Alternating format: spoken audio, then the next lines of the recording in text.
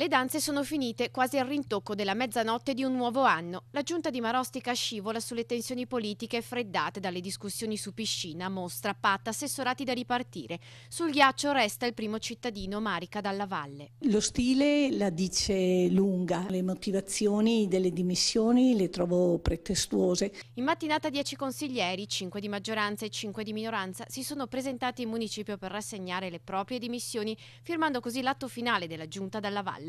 Entro le prossime 48 ore sarà nominato il commissario che guiderà il comune alle elezioni amministrative in primavera.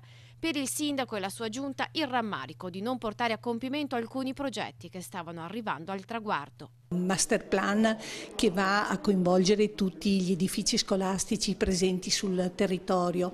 Mi riferisco alla rotatoria di via Gianni Cecchin, alla grande mostra che è stata bloccata e che rappresentava per Marostica un grande momento di rilancio. Questi giorni stavamo lavorando dei tavoli tecnici perché la piscina non venisse chiusa nemmeno un giorno. Cosa dire ai cittadini di Marostica? Intanto li ringrazio per tutto quello che mi hanno dato in termini di emozioni, di soddisfazioni, per il grande lavoro che abbiamo fatto assieme.